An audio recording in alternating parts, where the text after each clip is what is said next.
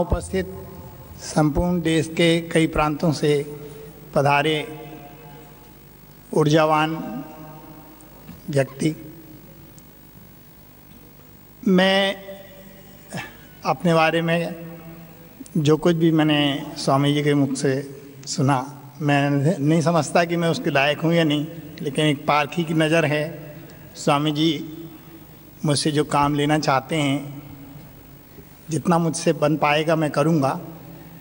मैं संक्षिप्त में अपनी बात कहना चाहता हूँ कि अध्यात्म के क्षेत्र में जब मैं अध्ययन कर रहा था शुरू में, आज से 20-21 साल पहले से मैंने आध्यात्मिक साहित्य पढ़ना चालू किया। एक संत के द्वारा मुझे दीक्षा दी गई गायत्री की। अपने जीवन में मैंने जो अनुभव प्राप्त किए अध्यात्म से, उसमें मुझे ये लगा कि यदि व्यक्ति के जीवन में शुचिता आ जाए, उसके विचारों में शुचिता आ जाए, उसका व्यवहार बदल जाता है, उसका चरित्र बदल जाता है, और वो जिस भी क्षेत्र में काम करता है उसमें एक निखार पैदा होता है। वो समाज के लिए जिस क्षेत्र में काम कर रहा है अच्छे से अच्छे प्रोडक्ट देने की कोशिश करता है।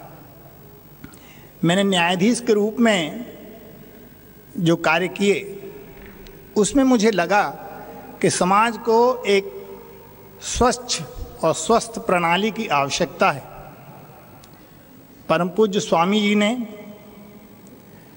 जो व्यवस्था परिवर्तन का संकल्प उठाया है, वो कोई साधारण संकल्प नहीं है। एक प्रखर सन्यासी के रूप में आपने संपूर्ण राष्ट्र में और विश्व में जो योग की क्रांति फैलाई है, मैंने आध्यात्मिक साहित्य में पढ़ा है। एक संत आपके सामने गायत्री परिवार में आचार्य श्री राम शर्मा जी के नाम से परिचित हैं। उनके अखंड ज्योति में सन 1968 में उन्होंने घोषणा की थी कि 21वीं सदी में योग एक क्रांति के रूप में सामने आएगा, और आप आज देख रहे हैं तो स्वामी जी के माध्यम से वो वाणी सिद्ध हो रही है। मैं ये कहना चाहता हूँ कि स्वामी जी ने जो अभियान छेड़ा है वो बहुआयामी है। उसमें भारत स्वाभिमान के नाम से जो एक अभियान सामने आया है, उसका यदि हम शब्दों का थोड़ा सा अध्ययन करें तो देखिए उसमें क्या कहते हैं। स्वाभिमान माने यदि व्यक्ति में स्वाभिमान जागृत हो जाए, उसको ये समझ में आ जाए कि मैं कौन हूँ, मेरी वास्तविकता क्या है, मेरे दायित्व क्या हैं, तो मैं समझता हूँ कि उसका भी कायाकल्प होगा और उसके माध्यम से देश का भी कायाकल्प होगा। स्वामी जी का जो संकल्प है वो व्यक्ति निर्माण से राष्ट्र निर्माण का है। प्रत्येक व्यक्ति, जैसा कि मैंने कहा, यदि उसमें ये समझ आ जाए कि उसे वास्तविकता, वास्तव में उसे क्या करना है, सच्चाई की, अच्छाई की यदि उसमें पहचान आ जाए, तो फिर किसी और चीज़ की ज़रूरत नहीं है, किसी और माध्यम की ज़रूरत नहीं है। केवल बुद्धि की निर्मलता, शुचिता से ही सब कुछ संभव है। आदरणीय स्वामी जी, आपने जन जन में योग के साथ साथ नैतिकता की जो बात पहुंचाई है कि हम यदि अपनी नैतिक कर्तव्यों को पहचान जाएं, अपने आप में नैतिकता की वृद्धि करें, ये एक इकाई के रूप में मैं कहूँ तो चाहे व्यक्ति किसी भी क्षेत्र में काम कर रहा हो, इंजीनियर हो, न्यायाधीश हो, प्रशासक वर्ग में हो, राजनीति के क्षेत्र में हो, कहीं भी हो, यदि उसके नैतिक जीवन में सुधार आ जाए, उसमें शुचिता आ जाए, तो मैं समझता हूँ कि आपका जो संकल्प है भारत का स्वाभिमान जागे, उसके साथ आपने जो एक और चीज़ जोड़ दी है, स्वदेशी से स्वावलंबन, ये कोई छोटी बात नहीं है।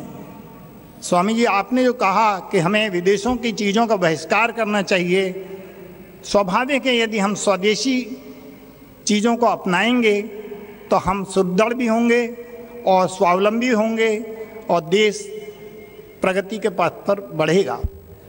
मैं एक न्यायाधीश के रूप में केवल इतना कह सकता हूँ कि न्याय की व्यवस्था के प्रति लोगों की आस्था है, लेकिन बीच में जो एक अनास्था पैदा हो गई है, लोगों को अभी भी न्यायालय पर विश्वास है, लेकिन राजनीतिक और प्रशासनिक क्षेत्र के कुछ ऐसे कमजोरियां हमारे भीतर में घुस गई हैं प्रशासन में और राजनीति में, कि बहुत संक्षिप्त में कहूँ कि उसका सुधार ही सबसे बड़ी आवश्यकता है। और स्वामी जी, आपने जो संकल्प लिया है, यदि राजनीति में शुचिता आ जाए, राजनीतिक माहौल बदल जाए, प्रशासन में शुचिता आ जाए, तो नज़ारे बदल जाएंगे।